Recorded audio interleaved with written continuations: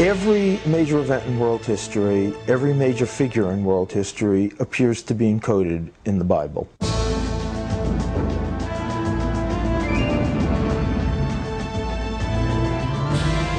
The Bible codes are a dramatic demonstration that what we have here really is the Word of God and not simply a historical tradition.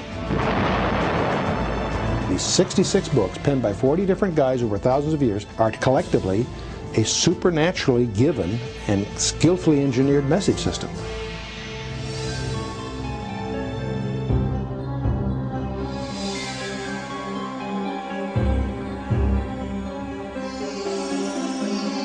Ordinarily, we would assume that this building, the U.S. Pentagon, and anything having to do with the Bible would be far removed from one another. But in 1994, Statistical Science, a respected mathematics journal, published report number 3, volume 9, titled Equidistant Letter Sequences in the Book of Genesis. That report found its way to this door. Harold? This was the office of Harold Gans, senior cryptographer for the National Security Agency. But now he was absorbed in something else. You still working on that Bible thing? Your little 386 at home has been crunching numbers for almost 2 weeks now. 19 days, actually. 14 hours and 21 minutes. Gans knew that equidistant letter sequence was a code form widely used by various governments and their agents. The idea that they would occur in the book of Genesis was hard for him to believe. I don't know why you're wasting your time. And this thing's either pure coincidence or pure nonsense. I'm sure you're correct. But Rips designed the original program, and Statistical Science published the findings. Eliyahu Rips? Mm-hmm. He's a world-class mathematician. What's he doing messing with this religious stuff? Makes you wonder, doesn't it? He found it so difficult to believe that he wrote his own computer program based on his intimate knowledge of encryption techniques with the intent of disproving the results published by Statistical Science. So here we are, the agency that cracked the Enigma code, the Japanese Purple code. We've got parallel link Cray supercomputers coming out our ears. And our senior cryptologist writes simple equidistance letter sequence codes on a 386. What am I missing here? Probably the significance of what this means if it's true. Oh, yeah, that all the secrets of the world are encoded in the Torah, and only God could have put them there.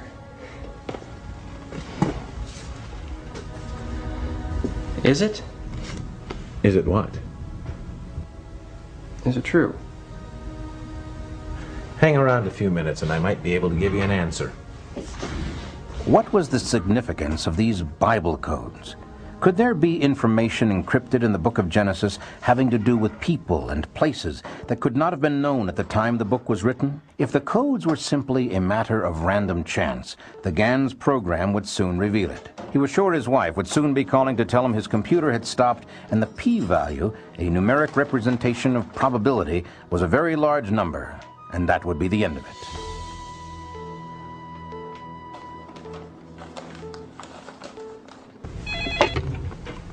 This is Gans. Oh, hi. Did the machine stop running yet?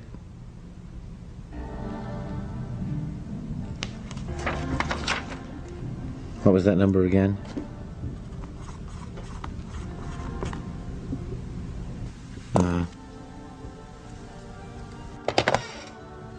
Well? As a matter of fact, it is true. I don't think I've ever seen a p-value this small before. The probability that these codes could appear by accident it's virtually non-existent. What Gans discovered that day was that everything was there, just as the study said it was, firmly fixed in the code. He also knew the controversy was just beginning. I believe the Bible code issue is nonsense from beginning to end. The overwhelming majority of scientists who have studied the phenomenon have come to the conclusion that there's no basis for it whatever. We've come a long way since 1450 and Gutenberg's first movable type printing press. Today, this small disc contains the entire Bible. Any passage can be accessed at the push of a button. In just a matter of minutes, everything in the Bible relating to a particular subject can be accessed, collated, and printed out. But you know, for all of our sophistication and technological skill, we haven't been able to improve on the words. What they say and what they represent remains exactly the same. There is something that has recently captivated biblical scholars and scientists alike, however. It is the notion that there might be something more here than just the words that are on the surface. There is evidence that embedded within the Hebrew letters of what the Jews refer to as the Torah, that is Genesis, Exodus, Leviticus, Numbers, and Deuteronomy, or the first 5 books of the Bible, there is a code that tells of events far into the future. A code that, according to some, could only have been put there by the original author, God himself. Some researchers have even suggested that Yeshua, the Hebrew name for Jesus Christ, has been found to be part of these codes throughout the Old Testament. As you might suspect, this idea has generated a great deal of controversy. But then, the Bible's been a source of debate ever since Moses brought down the 10 Commandments from Mount Sinai. There have always been those who love it and those who hate it. All the good from the Savior of the world is communicated through this book. All things desirable to men are contained in the Bible. If we would destroy the Christian religion, we must first of all destroy man's belief in the Bible. The Bible is the greatest benefit which the human race has ever experienced. The inspiration of the Bible depends upon the ignorance of the gentleman who reads it. It is impossible to mentally or socially enslave a Bible-reading people. One does well to put on gloves when reading the New Testament. Everything in it is cowardice and self-deception. A thorough knowledge of the Bible is worth more than a college education. The debate continues to this very day. But all other arguments aside, one fact is indisputable. Since Gutenberg printed the first Bible, it has become the most widely distributed and widely read book in the world. Every year, more copies of the Bible are printed than any other book ever published. A recent count put the number of complete Bibles printed in a single year at over 60 million. Another 90 million New Testaments were also printed, and over 1.5 billion scripture sections were published in over 2,000 languages. Amazingly, those numbers keep growing every year. What is there in this book that has captivated the minds and hearts of people the world over for thousands of years? What could there possibly be in the history of a small group of people in a dusty corner of the world that could attract such attention? What is there in the words of these scrolls that has bound a scattered nation together for over 3,000 years? The Old Testament, specifically the Torah, or the first 5 books of the Bible, is, according to its adherents, a history of God's dealings with mankind, and specifically the children of Israel. Yet it is filled with fantastic stories that many scholars insist cannot be true. Was there a series of devastating plagues that overcame the great Egyptian Pharaoh?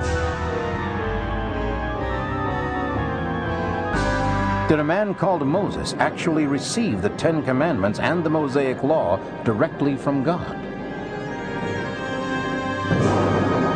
Could this same Moses have miraculously opened a pathway through the Red Sea? The critics are relentless. Some even say the Exodus from Egypt never took place and Moses never existed. The words of the Torah, they insist, were penned by ancient Jewish leaders as a mechanism to control their people, nothing more. In a moment, we'll look at these issues through a modern lens and see if recent discoveries in modern technology can provide some answers to these age-old questions. But assuming for the moment that Moses did exist, what are we to make of these new scientific studies that suggest there is more, much more? Today the question being asked in ever-widening circles is simply, is there information about modern people, places, and events embedded in the ancient biblical text? Is there, in fact, a Bible code? Does this code contain information about Hitler and the Holocaust? about the reestablishment of Israel, the 6 Days' War? Did it actually anticipate the assassination of Yitzhak Rabin? And can it tell us what happiness or horror the future holds? I was in Israel to meet with the chief of Israeli intelligence on a totally different subject 6 years ago, and I heard by chance about the work that a very famous mathematician in Jerusalem had done. He had found the exact day that the Gulf War would begin in a code in the Bible. And I thought this was just nonsense. I thought it was absurd.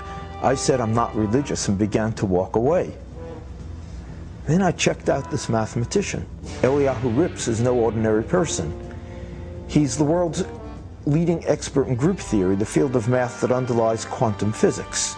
He's considered one of the greatest mathematicians in the world. So I went to see him. But in my mind, I was certain that, in an hour tops, I would find out why he was wrong. Because this could not be true. There could not be a code in the Bible. No one can know the future. Instead of spending an hour with Dr. Rips, I spent a week with him. And at the end of the week, I knew he was on to something real. Israeli officials will neither confirm nor deny that information regarding the first Scud attack was derived from researchers involved with the Bible code. But given the results, it is fair to ask if perhaps science and religion have not at long last found a common ground. 3 weeks before the Gulf War began, Dr. Rips and his colleagues in Israel found encoded in the Bible Saddam Hussein picked a day, enemy, Scuds, and the date, January 18th, 1991, actually the equivalent in the ancient Hebrew calendar. Perhaps before going on, we should try and answer some of the questions posed by the critics, beginning with the most fundamental question of all: was there really a man named Moses? According to the book of Exodus, at the time Moses was born, the Pharaoh of Egypt had decreed that all male Hebrew children be killed. The mother of Moses, unwilling to follow this horrible edict, put her young son in a basket made of reeds and set it adrift on the river. The daughter of Pharaoh found the basket and took the child for her own son. Moses was transformed from the child of Hebrew slaves to the grandson of the Pharaoh in a single day. But Moses' life in the court of the Pharaoh came to an abrupt end when he saw an Egyptian taskmaster beating a Hebrew slave, and in a rage, Moses attacked the Egyptian and killed him.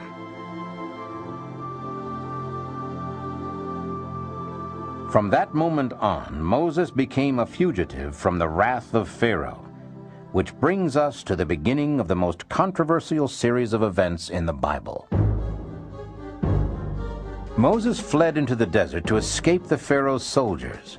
After wandering for many days, he came across a small tribe of nomadic shepherds in what was then the land of Midian. He is befriended by Jethro, the head of one of the families, and there he determines to stay. In one stroke, Moses is transformed from Prince of Egypt to wandering shepherd, and so far as Moses is concerned, that will be his lot in life. But it was not to be. One day, while in the desert, he was startled by the sight of a burning bush that, while fully involved in flame, was not consumed. The Lord spoke to him out of the bush and told him he must return to Egypt. Critics are quick to point to this episode as proof the Bible is pure fantasy. Even apart from the burning bush, how could a middle-aged shepherd who, by his own admission, was not a good speaker, be expected to go into Egypt, where he was still under sentence of death, and simply tell the Pharaoh he has to give up hundreds of thousands of slaves? The answer, according to the Bible, is a series of plagues that God permits Moses to call down upon the Egyptians. There are plagues of frogs and flies, of the water in wells, rivers, fountains, even urns turning to blood, of boils, dying cattle, and fiery hail. Finally, Moses names the most devastating plague. The firstborn of every Egyptian household will die. And therein lies the problem. Critics insist that the Egyptians were such astute record keepers that something so tragic, so all-encompassing, would certainly have been recorded by their own scribes as well as by Moses. As it turns out, Recent discoveries have proven them right.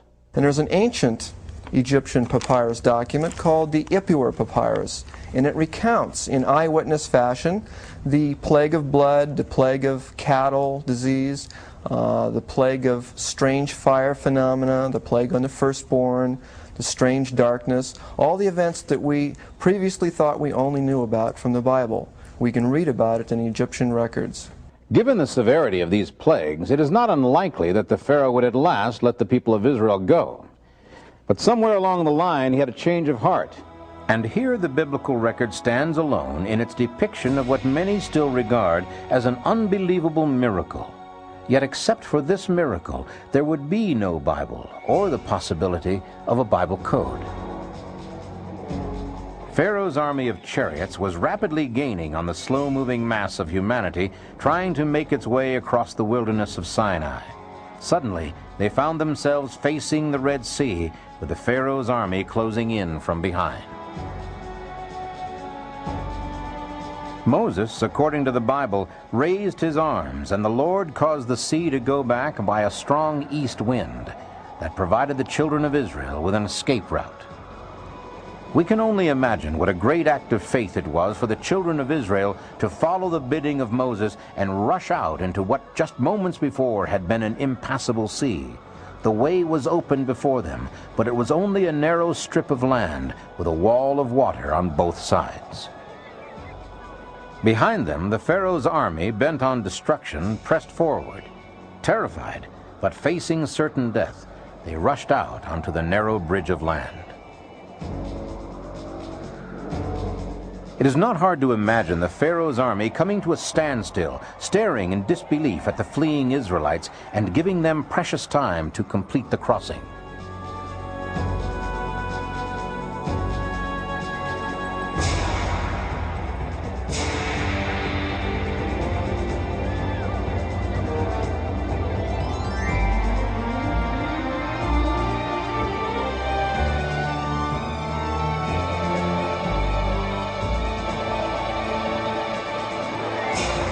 According to tradition, Moses was the last to cross, and by the time he reached the other side, the Pharaoh's chariots and soldiers had recovered from their own fear and surprise and were already pouring out across the land bridge in angry pursuit.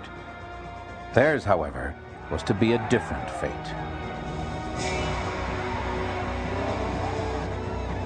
The wind ceased and the water rushed in upon the Egyptian army, drowning men and horses alike.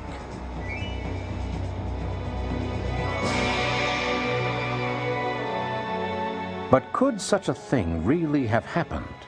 Oddly enough, it was Napoleon who first discovered that indeed it could. At this site in 1799, Napoleon's engineers discovered an underwater ridge some 600 feet wide that extended from shore to shore. His engineers calculated the right time for crossing this 5.2-mile strip when the east wind would blow sufficiently to clear the seabed of water. Napoleon, however, barely escaped with his life when a sudden change in the wind's direction brought an onrush of water covering this strip within just a matter of minutes. Of course, those were 18th century engineers, and their records did little to satisfy the critics. 20th century scientists, however, have taken up the challenge with surprising results. Dr. Doron Witztum, professor of oceanography at the University of Florida, has developed an experiment to test the viability of the biblical account of Moses and the children of Israel crossing the Red Sea. We were intrigued by the possibility that perhaps there is some explanation for a similar process. So what we did, we developed what we call in physical oceanography a mathematical model of the part of the Red Sea where many people believe that crossing could have been. Okay, what we have here now is a physical model of the Red Sea. The deep part supposed to represent the main body of the Red Sea, which is about 2,000 or 3,000 feet deep, and the shallow part, with the one with the sloping bottom, supposed to represent the Gulf of Suez, which is much shallower. As we said before, the average depth of the Gulf of Suez is about 100 feet, and the length is few hundred miles. Okay, what we have in addition to this, we introduced here an artificial ridge which you see right here, and the depth of the water above that artificial ridge is only about 10 feet high. Okay?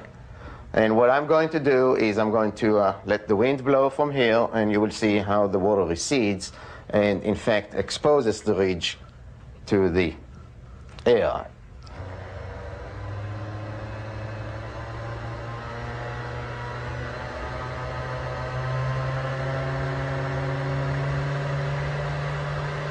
Okay, so what you can see now is that most of the water, in fact, to the left of the ridge is blown away. There is still some water there, and you see that there is an exposed area right there.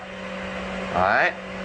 So the idea is that the Israelis crossed on this part of the ridge which was exposed, and they saw water on the two sides, right? They saw the water on the left side of the ridge and the water on the right side.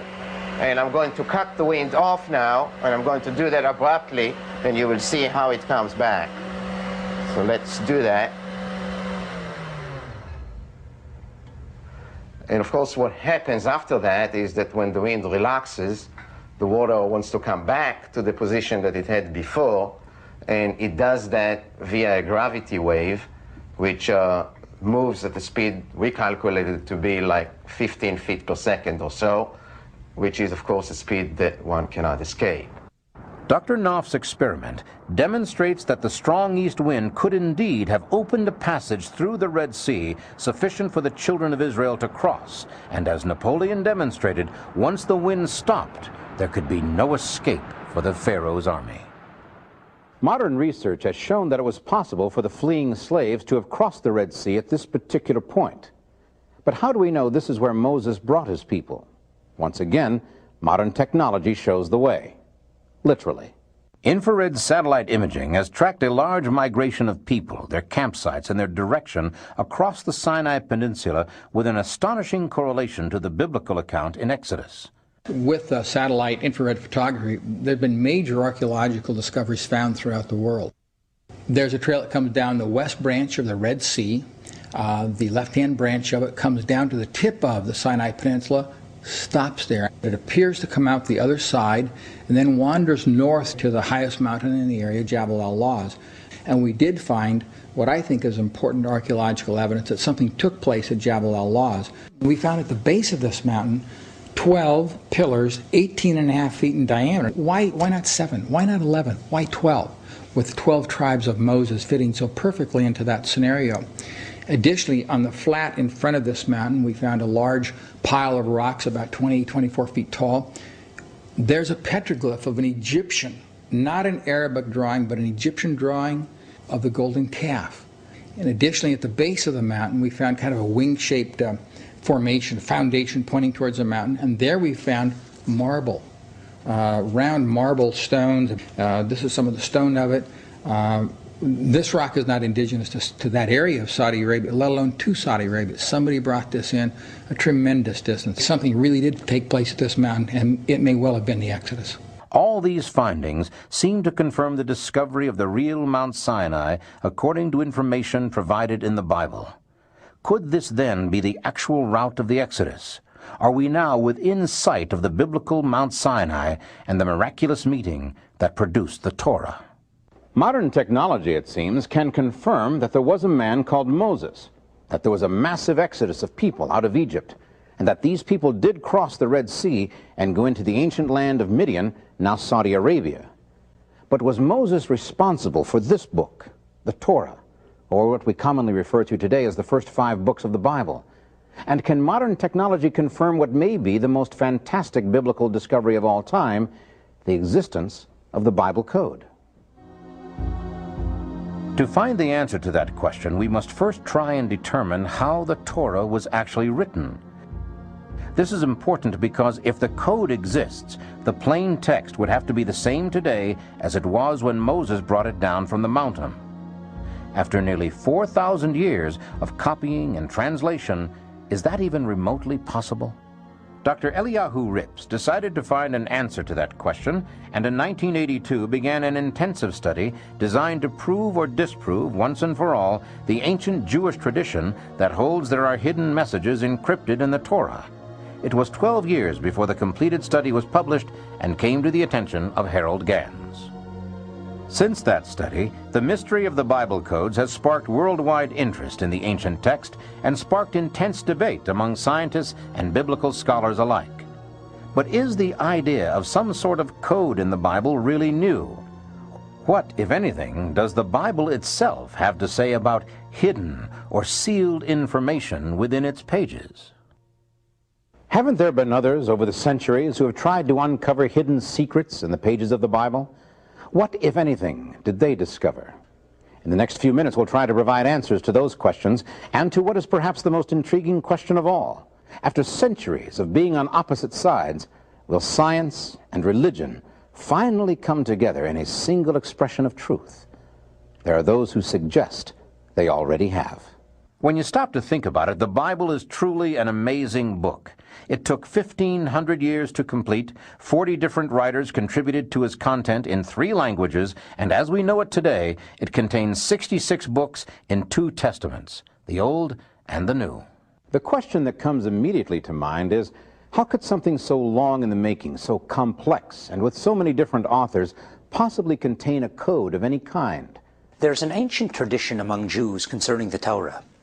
This tradition claims that unlike all other books of Scripture, the Torah alone was not merely inspired, it was dictated directly by God to Moses in a precise letter-by-letter sequence without punctuation or spaces between words. Jews and Christians alike have long considered the words of the Bible to be divinely inspired. But this tradition suggests something different, something far more astounding. It suggests that God literally wrote the Torah. And if that's true, then we have to ask, is there any evidence that this tradition has some basis in fact?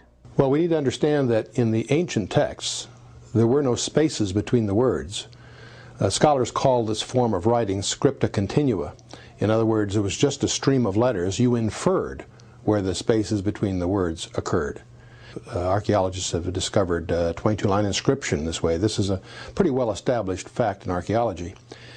The spaces between the words as we're used to it apparently were introduced during the days of Ezra, much later, of course, than the days of Moses.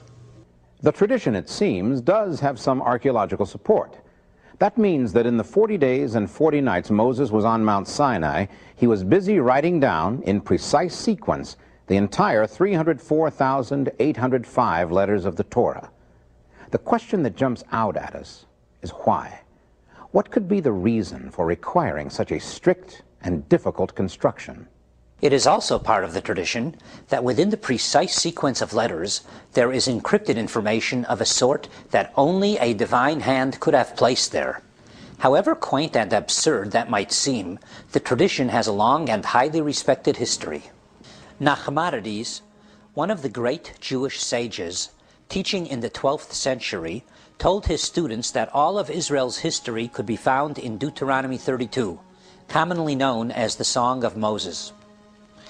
Another outstanding rabbi and teacher, who lived and died in the 13th century, Rabbi Bachya ben Asher of Saragossa, Spain, described a process whereby the skipping of equal intervals of letters in the Torah could lead to obtaining divinely ordained information. And in the 18th century, one of the greatest of the post-biblical sages, Elijah Solomon, known reverently as the Great One of Vilna, made the startling claim that all that was, is, and will be unto the end of time is included in the Torah. While these are only opinions, they are without question the opinions of some of the greatest Torah scholars of all time. Their influence on Jewish tradition cannot be overestimated. It seems pretty clear that the idea of some kind of coded information in the Bible, specifically the Torah, has been with us for centuries. Would it surprise you to learn that the concept was not only believed, but actually enlarged upon by one of history's most famous scientists? Sir Isaac Newton served as provost of Cambridge University for many years and is generally regarded as the first modern scientist.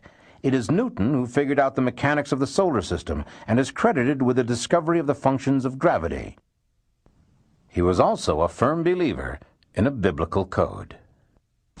Sir Isaac Newton, who was better at it than anyone, said that the entire universe, not just the Bible, the entire universe was a cryptogram, a code set by the Almighty. And it was up to us to unravel this puzzle. And he, of course, also looked for a code that he was sure existed in the Bible that would reveal the future of mankind. Newton left many of his personal papers at Cambridge when he retired. His biographer, John Maynard Keynes, discovered the papers and was shocked to learn that most of the 1 million or more words in Newton's own handwriting had nothing to do with mathematics or astronomy, but rather esoteric theology. Newton was a firm believer in a Bible code.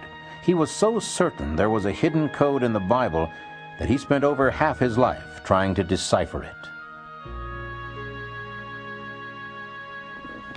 The secret of the Bible code, if indeed it existed at all, would remain hidden for another 300 years. Ironically, it would be the greatest tragedy in Jewish history that would set the stage for the scientific discovery of coded information in the Bible. World War I had proven that being able to break enemy codes was absolutely vital to winning a war. By the time the Second World War broke out, cryptanalysis, the art of making and breaking codes, was well on its way to becoming a science.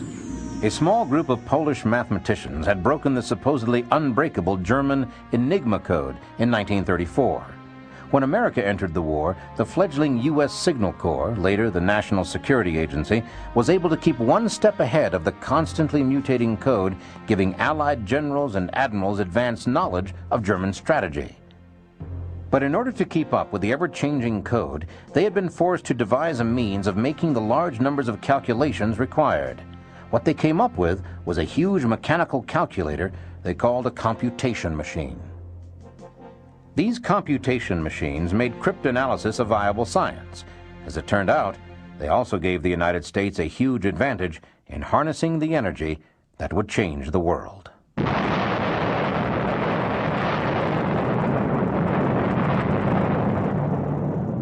During World War II, we of course were on a crash program to develop the atomic bomb, which required substantial computation. Dr. John von Neumann at Los Alamos and Dr. Alan Turing, both world-class scientists, collaborated to give us what we know today as the modern computer, both for the atomic bomb and also to unravel the Enigma codes of the Germans. The invention of the atomic bomb undoubtedly changed the course of world history, but the invention of the computer itself has probably brought about even greater changes.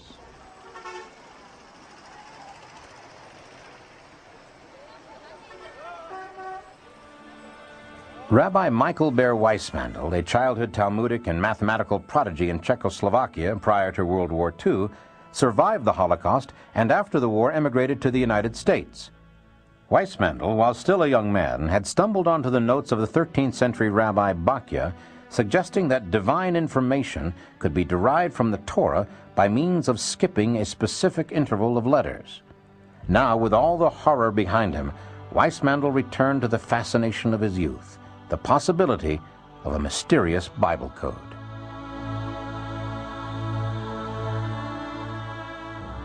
Rabbi Weissmandl, through his diligence and determination in his studies of the Torah, made some remarkable discoveries.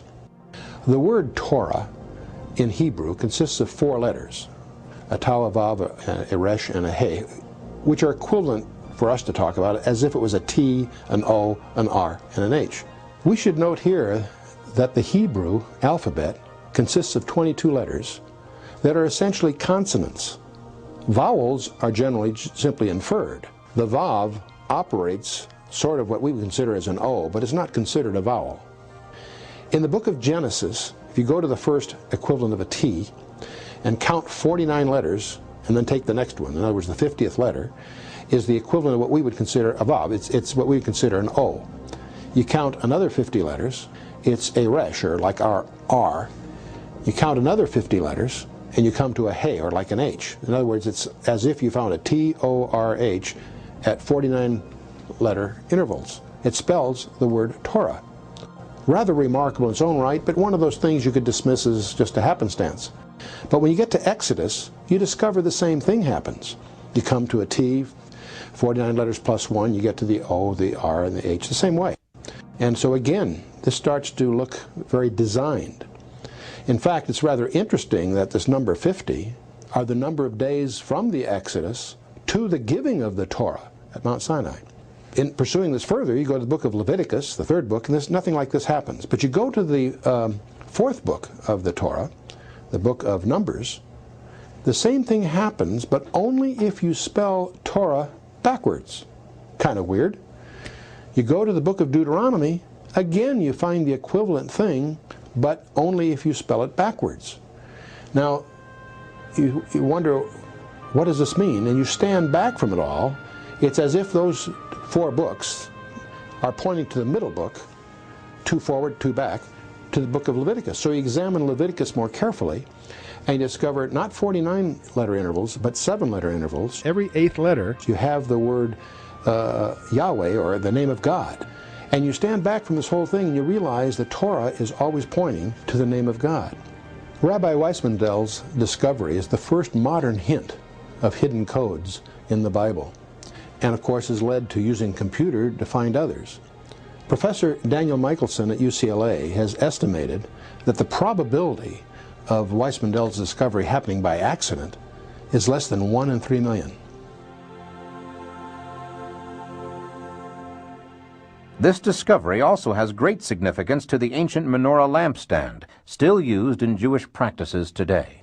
Like the lamps in Israel's ancient lampstand, the Hebrew word for law was encoded at 50-letter intervals in the opening paragraphs of Genesis and Exodus.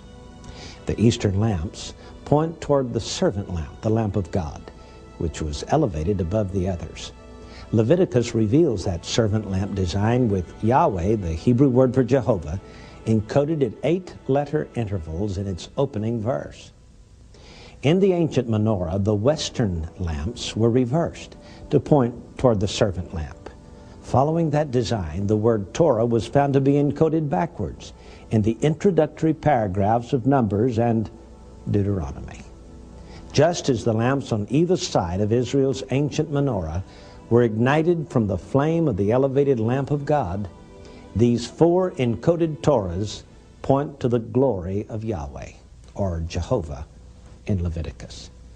It was the 50-year-old discovery of Rabbi Weissmandel that finally convinced a small group of Israeli scientists that computers might be the key that would unlock the centuries-old mystery of the Bible code. It was Dr. Eliyahu Rips, one of the world's leading mathematical experts, who devised the first mathematical model to test the viability of the skip codes Weissmandel had apparently demonstrated.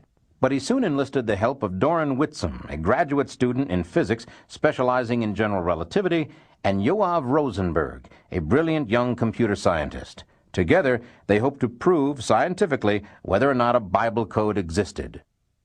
It would be a long and tedious undertaking. Dr. Rips, in creating the Bible Code computer program, took the original Hebrew text of the first 5 books of the Bible, the words that, according to the Bible itself, God dictated to Moses on Mount Sinai 3,200 years ago. And all he did to that text was to eliminate the breaks between the words, so that instead of words on a page, it became one long strand of letters, 304,805 Hebrew characters, from the first letter in Genesis to the last letter in Deuteronomy, with no break in words. So perhaps Dr. Rips was restoring the Bible, the Torah, the first 5 books of the Bible, to its original form. In any event, he was not changing the order of the letters. He was just eliminating the breaks between the words. He then programmed a computer to look for really a very simple code that would reveal new information. Skip any equal number of letters, and the new information was revealed. Perhaps we should take a moment here and explain exactly what an equidistant letter sequence, or ELS code, is and how it's constructed. To detect an ELS code, a computer must first be programmed to write down the first letter of the encoded word, represented in our formula by N. The computer will then skip a fixed number of letters, represented here by the character D. Write that letter skip the same number of letters, and write that letter, and so on. Let's try a simple example. Rips explained that each code is a case of adding every 4th or 12th or 50th letter to form a word. Skip X spaces and another X spaces, and the hidden message is spelled out. This appears to be nothing more than a simple description of ELS coding. But if you begin with the first letter of the paragraph, R, then skip every 3 letters and pick up the 4th letter following, the coded message is revealed. What is infinitely more difficult is the creation of a surface text that is sensible and easily understood, and yet will seamlessly accommodate specific letters at fixed intervals. That process is called encryption. There are several things that have to be understood about the entire equidistant letter sequence coding. Just looking for words, virtually any words, as an equidistant letter sequence, you will find them in the book of Genesis, you will find them in War and Peace, you will find them in virtually any sufficiently long text that you try to find them in, particularly if you're using a computer. In any case, what is found is generally random. You have to apply statistical analysis to determine whether or not what you found is in fact random, or is in fact well beyond what you'd expect to find at random. The key to statistical significance is how many related terms are found in a small area of biblical text and how many characters are in each term. Short words in lots of text are very likely just coincidence. So if all text can produce words at equidistant letter sequences, what makes the Torah codes unique? Now it's amazing. And only in the Bible do you find this. When, for instance, by skipping an equal number of letters, you spell out President Kennedy, the very next letters in the same skip sequence say to die, and Dallas is encoded in the same place.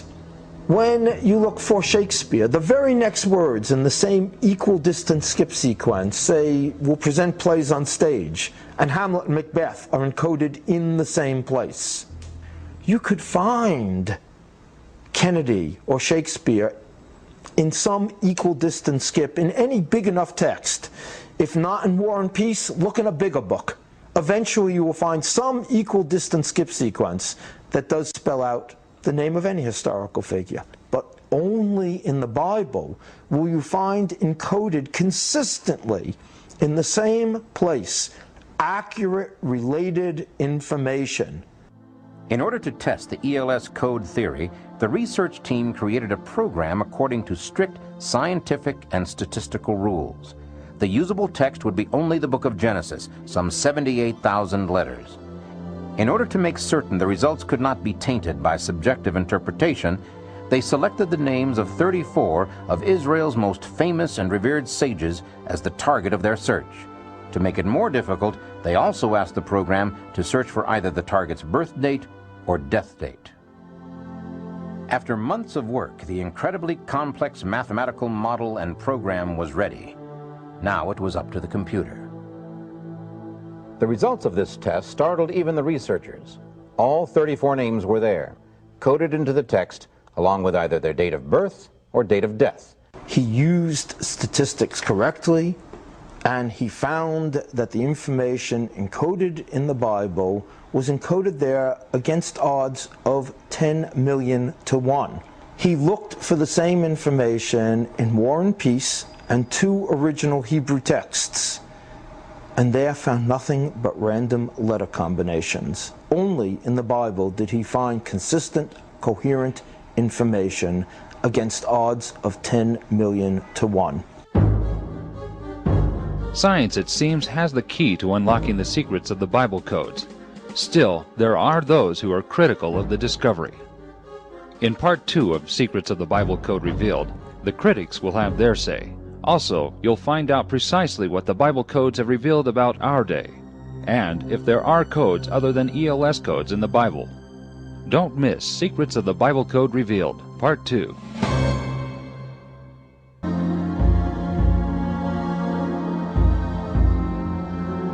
In Secrets of the Bible Code Revealed Part 1, we met 3 world-renowned scientists, Dr. Eliyahu Rips, Doron Witztum, and Yoav Rosenberg.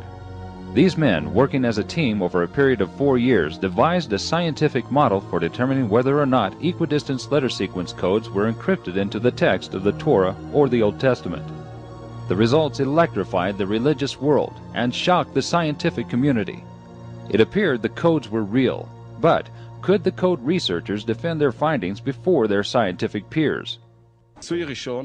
The first experiment was a comprehensive experiment, encompassing a large body of words and expressions that have a connection, like names and nicknames of the great sages and rabbis of Israel, as listed in the encyclopedia along with their dates of birth and dates of death. We measured if indeed there was a tendency for such connections, and the result was that there were connections, and the possibility that this occurred by accident was very minimal. Harold Gans, at the time a senior cryptologist at the National Security Agency in Maryland, heard of the test and the results. I reproduced the experiment, and lo and behold, I got precisely the results that they had reported. I then went ahead and did a new experiment. Instead of pairing each of the rabbis' names and appellations with their dates of birth and death, I paired them with the places of birth and death, cities, towns, villages, wherever it was they died or were born. And the results I got were even more significant than the original experiment done by Witztum and Rips. At that point, I knew beyond any shadow of a doubt that the code was real. I felt a chill go up my spine.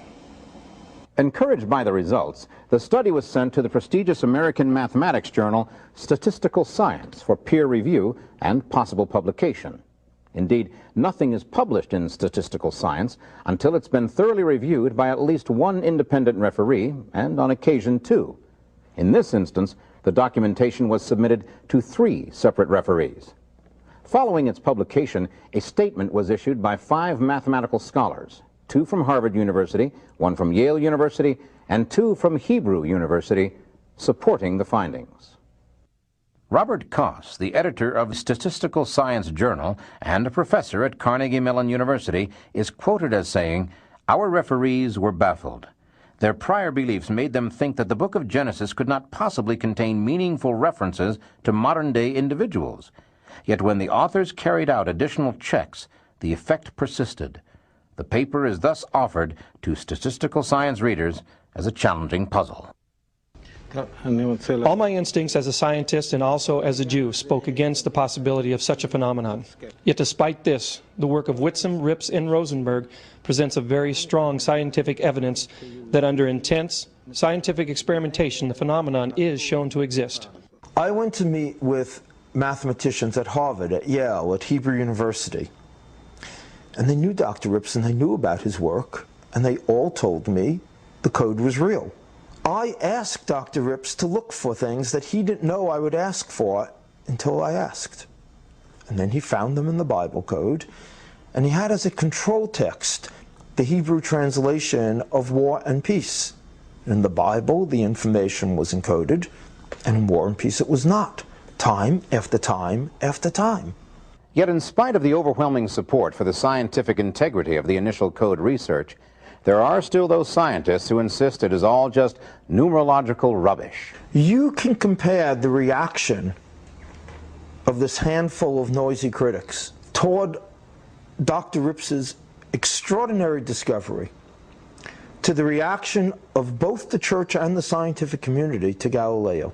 When Galileo said that the earth circled the sun, he was condemned by the scientific establishment and by the religious establishment, because what he had discovered changed the way you must see the world forever. The criticisms all have to do with the fact that in science, one does not proceed explaining an effect by invoking a miraculous cause. A major premise of the Bible codes is that the text has remained totally unchanged through the centuries, all the way back to the time of Moses. But in fact, this simply is not the case. The manuscripts from the earlier periods are not the same as manuscripts from the later periods. This totally invalidates the notion of a Bible code based on counting letters. What manuscript do you use? What variants do you use? It's totally ridiculous.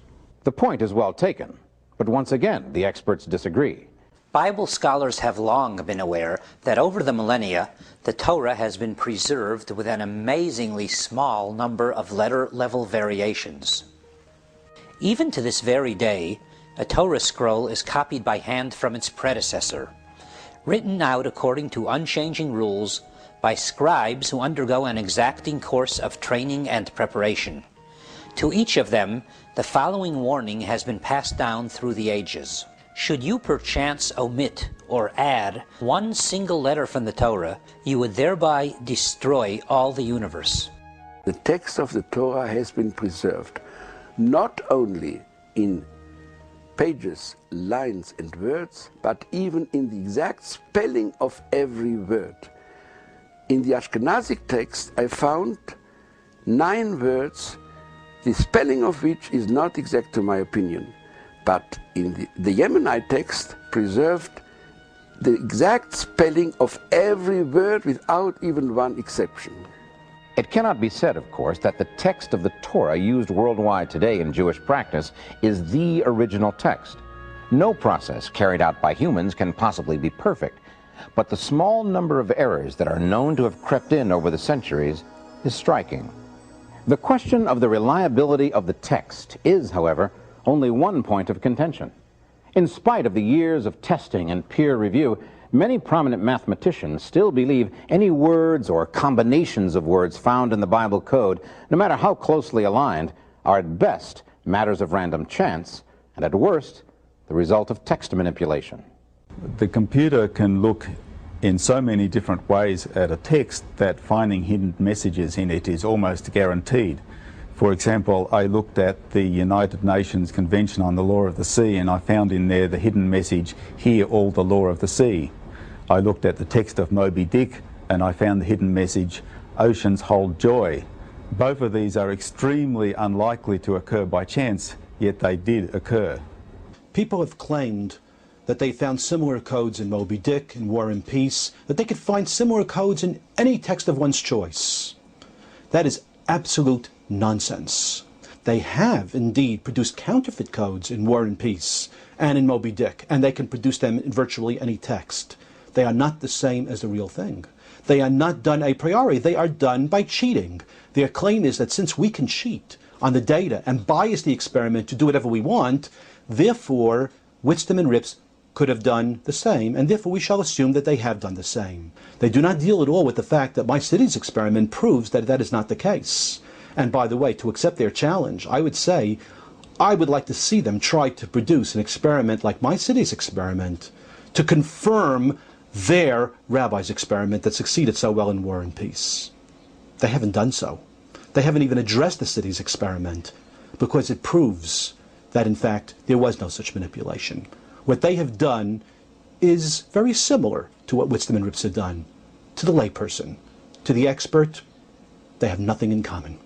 I studied the work of Dr. Rips and his partners, and the outcomes of his experiment expresses his own wishes and desires rather than any real scientific phenomenon. The quality of a cluster of words you find is really a sign of the cleverness of the person doing the looking and not of any intrinsic character of the document you're looking at. Behind every picture is a statistical analysis that's performed by the computer program Rips and his colleagues have created. It's not just a picture. It's not words that appear together by chance in the Bible. It is accurate, related details of major world events that appear together way beyond mathematical chance. The fake codes that the critics find in Moby Dick or War and Peace or the Manhattan Telephone Directory have no underlying mathematical basis at all. They are just pictures that to laymen might look similar, but are absolutely irrelevant. Amongst the independent experiments that we've done, we matched the names of the famous rabbis against the names of the books they wrote. We also did an experiment where we matched their names against the years of their birth and death, remembering that the original experiment only used the day and the month. In both cases, we found absolutely no sign of any phenomenon. There are some cases where critics have done experiments that appear to be designed to fail. They used data which is extremely questionable, data that was left out because of the fact that it was questionable, and they've done an experiment using only the questionable data. Perhaps they simply haven't thought it through thoroughly, or perhaps they specifically designed it to fail. But when one does many experiments of that sort, of an inferior quality, and then claims that he hasn't had a success, I say, why should we be surprised? The strength of the famous rabbi's experiment is that it seemed to not require an act of faith on the part of the readers, but rather to be a standard, objective, repeatable scientific experiment.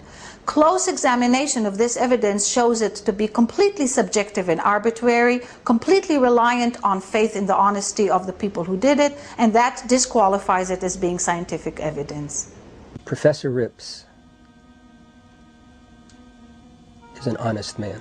Everybody who meets him, who has talked with him, spent time with him, he comes across as an honest man. It's very hard to conceive that he was part of a process that rigged anything up. And so you have a case where he's basically being accused of a fraudulent, consciously fraudulent experiment. And it's a serious charge. It's the kind of thing that can ruin a professor, to be involved in something that, I mean, professors have to have a point of view for the truth. So you have an inconsistency. You have an honest man, and you have an experiment, and you have a critic. And there's an inconsistency between the experiment, the honesty of the man, and what the critics say. 45 professional mathematicians with PhDs in universities have signed a petition saying that they don't believe in the codes. There's nothing wrong with that. They can express their opinion. These are mathematicians. These are people with PhDs. These are people who have written many papers that have gone through peer review. Why haven't they submitted their view to peer review? Why is it they're signing a petition? I ask you one question. When was the last time a scientific issue was decided by petition? I also found the data to have too many degrees of freedom. It was already clear from looking at the clusters which they included that what makes this work is what I like to call wiggle room. It's the fact that one has choices, and because of the choices you'll find something. You can keep looking until some choice works. Let me show you one more experiment done by an independent researcher, Dr. Alex Rottenberg. And the beauty of this experiment is that there is absolutely no wiggle room. This code found in the book of Genesis that deals with the story of Esther allows no room for manipulation. We're taking names of people, the 10 sons of the arch-villain Haman. They all died on one day, the 13th of Adar. Again, names of people and date of death. 10 people, but the spellings are given to us in the book of Esther. No changes, no manipulation possible. We use the spellings exactly as they occur and check if they're next to the date of death. Yud Gimel Ba'adar. And lo and behold, one of these dates of death, incredibly, continues with the word Purim in code, the name of the holiday that is celebrated with the book of Esther. Using this particular date, incredibly small probabilities were arrived at in terms of the proximity of the names of those 10 sons to this particular date of death. There is no room for manipulation. There's no place where we could have changed it in any way. The names are given to us in a thousands of year old document. I think that's the most impressive thing that we have. Assuming for the moment the code is real, what is its significance? What does the existence of the code mean to the average Christian or Jew? Couldn't some diligent, hard-working scribes have put the code in place over the centuries? The Torah has been in its present form, according to all authorities, for an absolute minimum of 2,000 years, when it was translated into the Greek under the reign of Ptolemy II in Alexandria, the Septuagint. We can demonstrate, using the laws of quantum mechanics, specifically the uncertainty principle and chaos theory, that it is absolutely impossible within the laws of physics and mathematics as we know it today to know the future in detail as is demonstrated in these codes. Consequently, we come to the scientific conclusion that the author of these codes is not bound by the laws of physics and mathematics as we understand it. It's obviously far beyond the ability of man to do. In fact, man didn't even discover the codes until the advent of the computer, so it was impossible for him to have put them there. The very fact that they're there is the signature of the Creator himself. That is his way of assuring us that he is precisely who he said he is in that document that is the core of the Judeo-Christian tradition. Many believe that with the discovery of the Bible codes, science has brought us closer to an understanding of the divinity of the origins of the Bible. But what does the Bible itself have to say about hidden messages? Many people are surprised to discover that there are codes in the Bible, and these equidistant letter sequences are but one of them. Some are hidden, some are revealed, some are a key part of the narrative, like the handwriting on the wall in Daniel 5. The Bible points out that it is the glory of God to conceal a matter, and the glory of kings to search them out. The computer has simply made it possible for us to discover codes that would be very difficult to find any other way. Originally, it was thought that only the Torah contained Bible codes. We now know that the entire Tanakh, commonly known as the Old Testament, has encoded information within the Hebrew text. Also, software is presently being developed to determine if there is a Bible code present in the Textus Receptus, the Greek New Testament used for the King James Bible translation. Perhaps the age-old enemies, science and religion, can get together after all. But confirming the existence of the code was just the beginning of the adventure. It is the information contained in the code that has ignited the debate and focused the attention of the world on the Bible once again. In 1994, Michael Drosnin, a writer and former journalist with the Wall Street Journal and the Washington Post, flew to Israel to meet with a close friend of then Prime Minister Yitzhak Rabin. He carried with him a letter with frightening implications. Using the Bible code myself, about 2 years into my investigation, I found encoded the name of the Prime Minister of Israel, Yitzhak Rabin.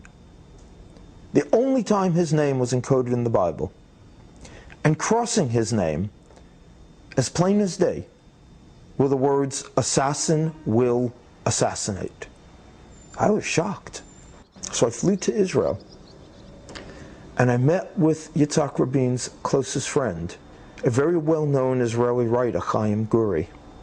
And I told Rabin in that letter exactly what I've just told you, that the one time his name, Yitzhak Rabin, was encoded in the Bible, the words "assassin will assassinate" ran right across his name.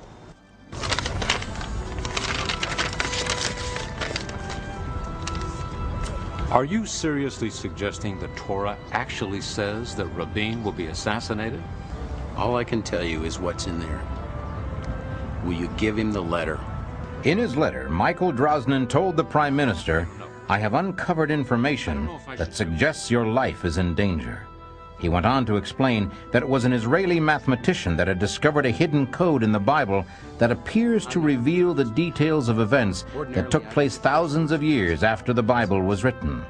The letter also pointed out that the information had been confirmed by famous mathematicians, and the results have been replicated by a senior codebreaker at the Pentagon using his own computer program.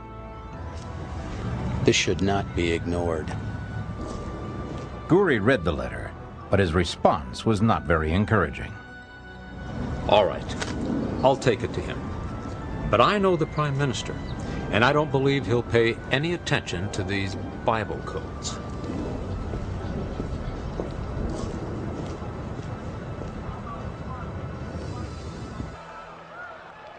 Guri's assessment proved all too accurate. The Prime Minister made no attempt to contact Drosnin and apparently ignored the warning completely. And of course, a year later, he was killed. Exactly as the Bible code said he would be, indeed in the very year that the Bible code said he would be killed.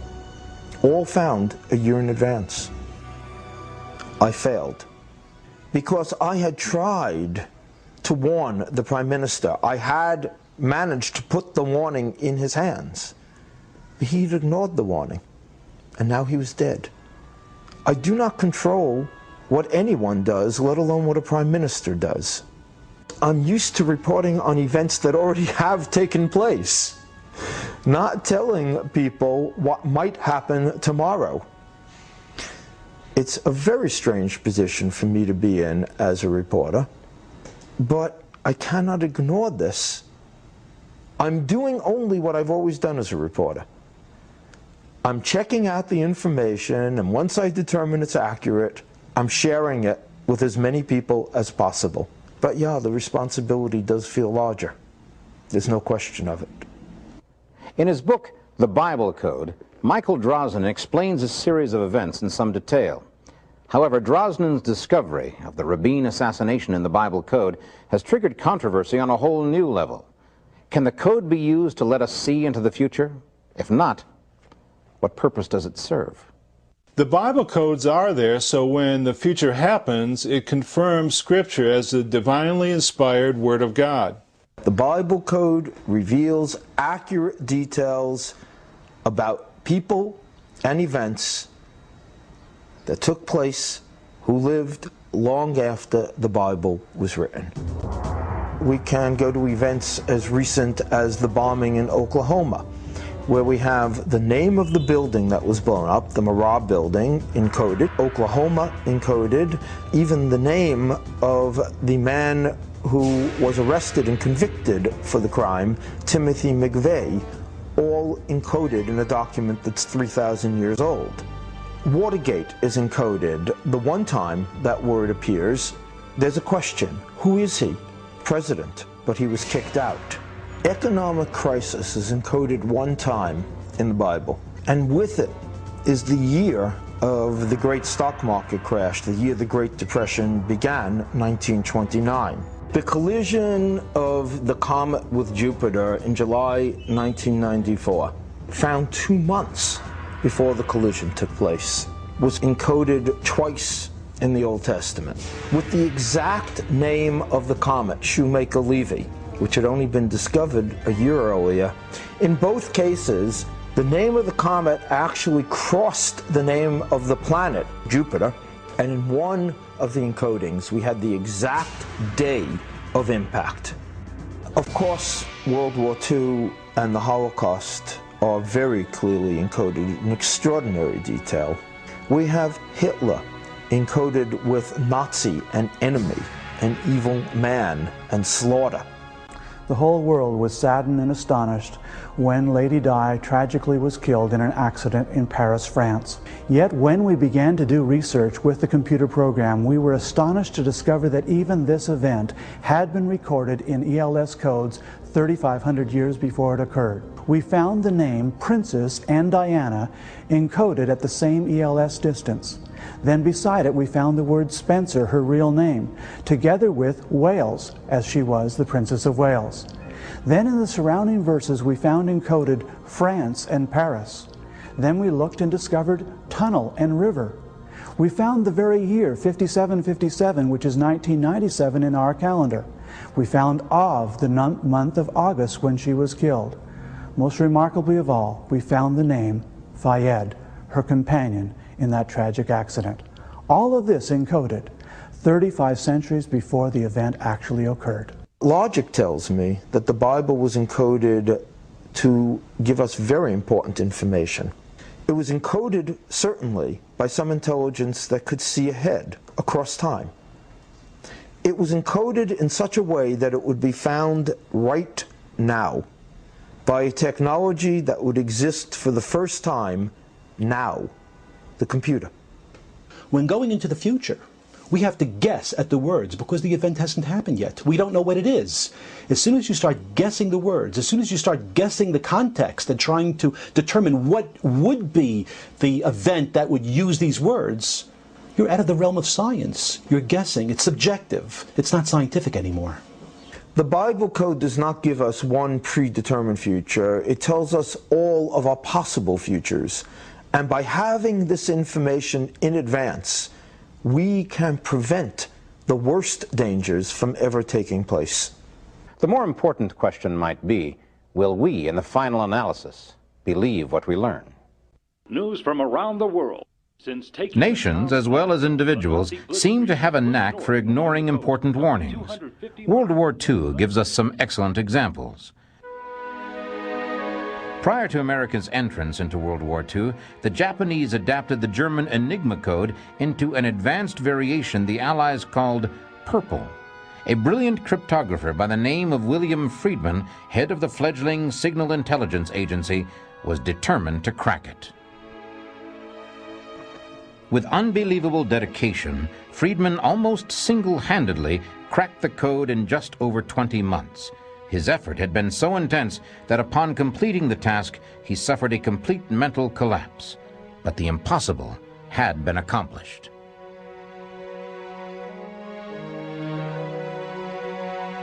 The Germans were leaked the information that Purple had been cracked and sent the information on to the Japanese, who simply refused to believe it. Their plan to attack Pearl Harbor went forward, and in fact, naval intelligence intercepted and decoded a transmission from Japanese Admiral Yamamoto to his fleet.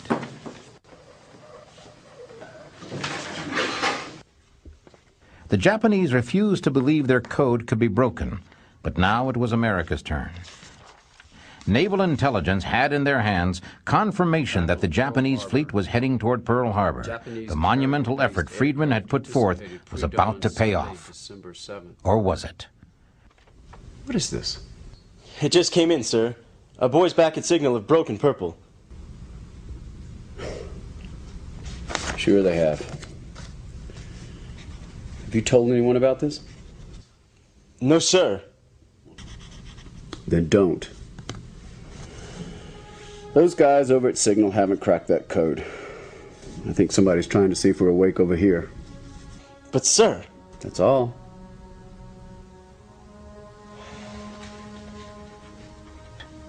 The Signal Intelligence Service had intercepted and decoded a message from Admiral Yamamoto to his fleet and immediately passed the information on to naval intelligence. But the warning was dismissed. Even the American officers didn't believe that the code had been broken. Yesterday, December 7th, 1941, a date which will live in infamy. The United States of America was suddenly and deliberately attacked by naval and air forces of the Empire of Japan. There seems to be an eerie parallel between the attitude of the admirals then and the eagerness of some scientists and scholars to dismiss the Bible code today. Could ignoring this code also prove disastrous? As far back as records exist, decryptions and hidden meanings seem to have derived from the obsession of the Jewish scribes with the ancient scriptures. And these techniques led to the encryption techniques of the Renaissance, which led to the cipher wheels and the mechanical aids in World War II, superseded, of course, by the modern computer. It's interesting that it's now the computer that allows us to discover these secret codes that apparently were hidden there from the beginning. Was the assassination of Israeli Prime Minister Yitzhak Rabin predicted a full year before it actually happened? Does the book of Deuteronomy contain a series of encoded words that reveal the names of the major participants in today's Israeli peace process? Could we have known months in advance that the federal building in Oklahoma City would be bombed, and the name of the man who would do it? Is there buried within the ancient text of the Torah information about the assassination of Robert Kennedy, predictions of man walking on the moon, and warnings of the sinking of the Titanic? Are we continuing to discover that God actually dictated warnings to Moses nearly 3,500 years ago that appear to be meant for us today? While the critics of the Bible Code continue to attack the original Bible Code discoveries, numerous Bible Code software developers have commercially advanced Bible Code research way beyond the pioneer findings of the late 1980s. New ELS research is moving beyond the nominal word association pattern discoveries of the past to complex matrix discoveries. Here's the full Thomas Edison matrix revealing in an orderly model 55 important historical items about his life. In the Bible Code, we've discovered the USA Embassy terrorist bombings in the African nations of Kenya and Tanzania. For example, in the Kenya bombing, there were 19 reference terms with multiple mentions of specific facts that describe the terrorist attack, all located in a compact matrix centered in Haggai 1:14. Embassy was the central term of the matrix, with USA crossing over embassy 3 times. We found in the same tight matrix, the location being Nairobi, Kenya, August 7th, 1998, the date of the bombing, in the morning at 10:45, that 247 people were killed and murdered by a truck bomb. We also found the names of the 3 alleged terrorists. The most important warning in the Bible Code is that we might face the real Armageddon, a nuclear world war, perhaps in the near future. Even as the controversy continues, we shouldn't lose sight of the fact that no matter which of the experts we choose to believe, in the final analysis, we must each decide how this new reality will impact our thoughts and actions. Science seems to have proven that the code is beyond the element of chance, and the scope of the encryption would appear to be beyond the scope of human ability, which brings us to the information in the code itself. Could it be divinely ordained, as Rabbi Bachya suggested? The discovery of the Bible codes in our generation provides powerful evidence to skeptics that the Bible truly is the inspired Word of God. They also validate almost a decade of work by my friend Yaakov Ramsel, a Messianic pastor in San Antonio, Texas, who manually has examined the Hebrew Scriptures and has found the very same phenomena in the Bible codes. Yaakov Ramsel has unwittingly added a whole new layer of controversy to discussion of the Bible code. But in all fairness, it must be said he was working on the code long before the scientists. Over 20 years ago, Ramsel began his search for the name of Yeshua, or Jesus, in the codes. He used the same skip sequence technique as Weissmandl had done many years earlier, and like Weissmandl, Ramsel didn't have a computer. What he did have was an enormous amount of dedication and a firm belief that the codes hinted at by the Jewish sages were real. In Genesis 1, in the Torah, beginning in the 5th verse, the first word,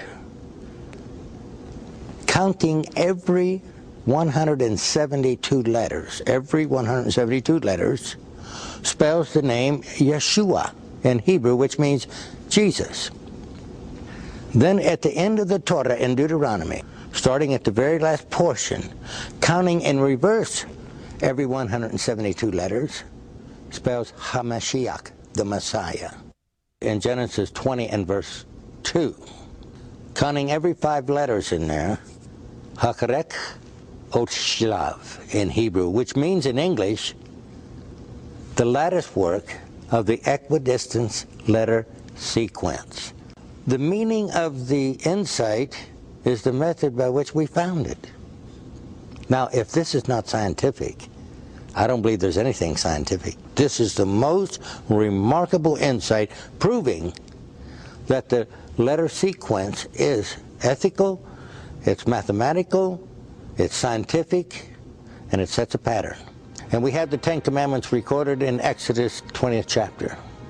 There are 179 words in that chapter. And every 179th letter, we have a wonderful insight. If you count every 179th letter, it spells Hosea Yeshua Shmi, which means salvation of the Lord Jesus is my name. Some critics, of course, have suggested Ramsel's work is a matter of pure chance, suggesting that even though the name Yeshua does appear, it doesn't necessarily refer to Jesus of Nazareth. The prophet Isaiah wrote a powerful prophecy about the coming Messiah that is recorded in Isaiah chapter 52 and 53. This remarkable prophecy of the future Messiah is often called the suffering servant messianic prophecy. In an exhaustive analysis of this brief but very detailed prophecy, Yaakov Ramsel made several startling discoveries. Not only had God encoded the name of Jesus Christ in these passages, but the names of virtually everyone else involved in the crucifixion and his ministry. he found Jesus, the name the Nazarene, Messiah, 3 Marys, the 2 high priests, Ananias and Caiaphas, King Herod, Pilate, and many of the names of Christ's disciples, all of them found in one prophetic passage, 41 names in all encoded in Isaiah's prophecy. One fact about the Bible that is not in dispute, and that is that both the Old Testament and the New are full of numbers. Some of these numbers are simple and straightforward. Others leave the reader completely befuddled. Could the key to the Bible encryptions lie in these enigmatic numbers? It would be difficult to discover the number of times 7 appears in some significant way in the Bible. 7 churches, 7 lampstands, 7 seals, 7 trumpets, 7 thunders, 7 angels, 7 miracles, 7 beatitudes, and the 7 days of Genesis, and this barely begins to scratch the surface. Weissmandl discovered Yahweh at a skip interval of 7, and Torah at a skip interval of 49, or 7 times 7. And in one of the Bible's most amazing prophecies, Daniel is told that 70 sevens are determined upon the people and upon the holy city. When Peter asks Christ how many times he should forgive a brother, the Savior answers with that same enigmatic number, 70 times 7. Is it possible that there is a key to the code hidden somewhere in the number or combination of numbers of 7? Or are these simply isolated events, independent of one another? Then again, perhaps the key is not numeric at all. The ELS code is, of course, based on numbers, but is there also evidence of other kinds of codes? The most essential truths in the Bible are, of course, put in a form that anyone can understand. But that doesn't preclude the fact that there are mysteries hidden in the Bible that are there as challenges to us. And there are many examples. One of the classic ones is the life of Matthew Fontaine Maury, who as a youngster was fascinated as he read the scriptures that there was a passage in the Psalm 8 and also in Isaiah that makes reference to pathways in the seas. What a strange idea, he thought. Are there pathways in the sea? In 1825 he became a midshipman, spent the rest of his life gathering data, developing what we now know as the science of oceanography. He was able to get captains to gather data. He ended up developing charts of ocean currents in the Atlantic, the Pacific, and the Indian Oceans. And he, as a result, is widely regarded throughout the world as the father of the science of oceanography. All because he was prompted by these hidden little allusions in the Psalms and Isaiah. 2 key points regarding the codes. First, we never look to codes or something that esoteric for doctrine or theology that's in any way contradictory to the plain text. The second point is we are expressly prohibited in the Torah from methods of divination. Using the codes to predict the future is divination and is expressly prohibited in the Bible. Predicting the future or not being able to predict the future. Well, that's a controversy for another time after scientists and Bible scholars have had a chance to further study and debate this developing issue.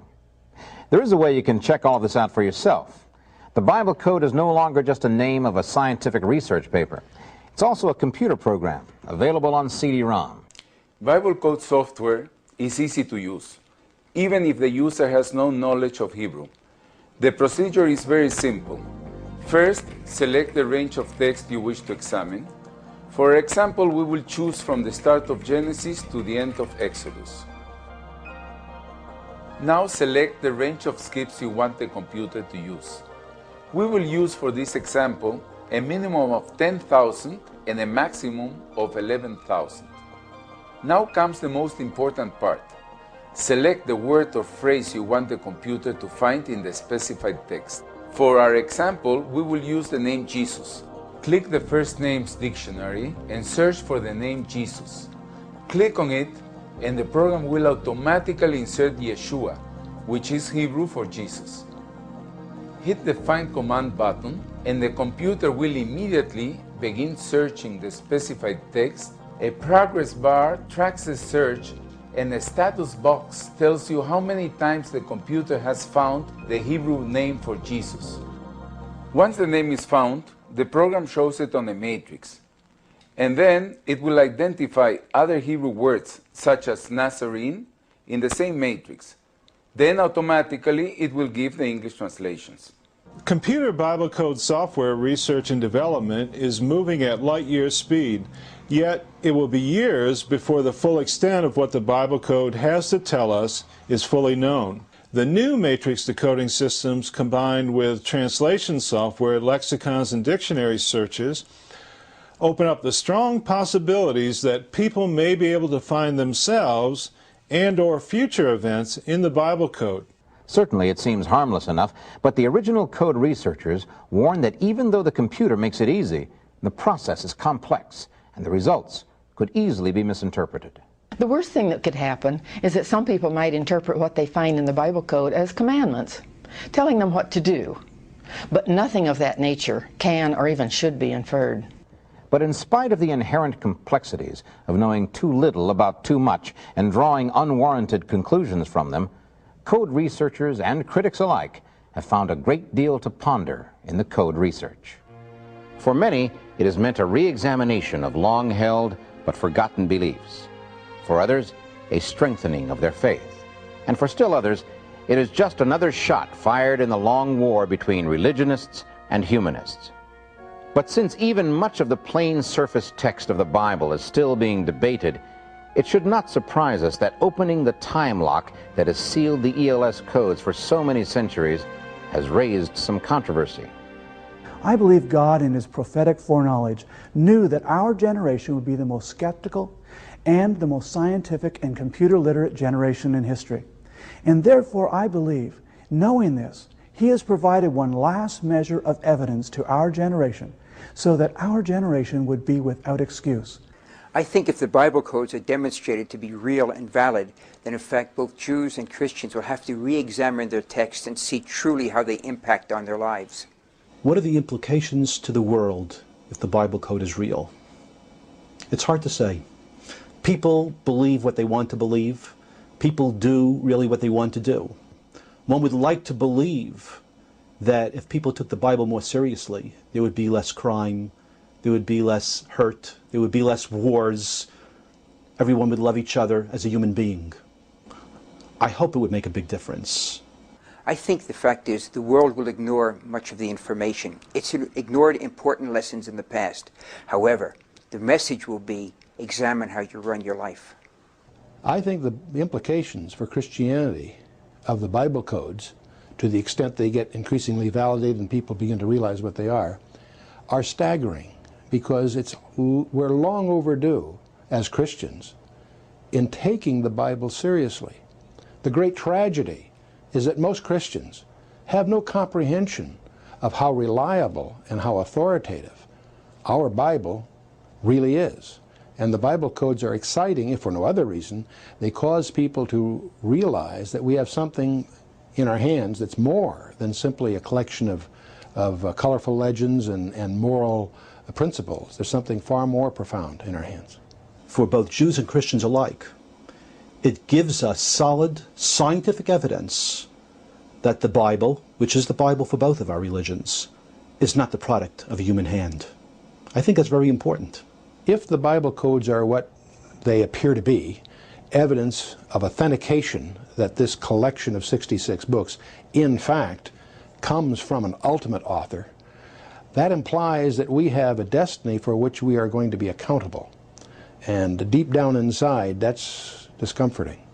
The Israeli mathematician who discovered the Bible code, Dr. Rips, thinks that we have found only the first and simplest level of a code that is probably far more complex and far beyond our reach. As a mathematician, his assumption is that if we find this clearer pattern, there is almost certainly a much larger pattern. But we don't yet have the mathematical tools or perhaps the technology to see it. Rips has devised a measure which goes into 2 dimensions, whereas the original Torah truly is only one-dimensional. It's a one-dimensional text, it's just a sequence of letters going from beginning to end. Who knows but that a 3-dimensional measure might not work even better, or 4 or 5. Who knows how many dimensions there are to the Torah in terms of this code. The discovery of the Bible codes is one of the most exciting events in history. For the first time, there is actually widely accepted scientific proof that the Bible is truly supernatural. I knew I was on to something of real importance. It was the happiest time of my life. You can't escape the fact that these things are beyond the realm of just accidental curiosities. They're there by design. What we have exposed is that there is a hidden text in the Torah, and what we see is that in this text, the future, present, and past are all encoded, and thus it encompasses all things. The good news is that some intelligence cared enough about us to leave us these warnings, to give us this information. That's very good news indeed. The question now is, what are we going to do with it? That's entirely up to us. In a world that has grown skeptical, even hostile toward the Word of God, the Bible code has built a bridge between science and religion and forced a re-examination of the ancient truths held sacred by millions of people. The code also seems to be generating a new awareness of the divinity of the Scriptures among individuals of all faiths. This fact alone could make the Bible code discovery the most important event of the modern era. Because if we really understand that the Bible is the Word of God, we are in possession of God's own saving truth.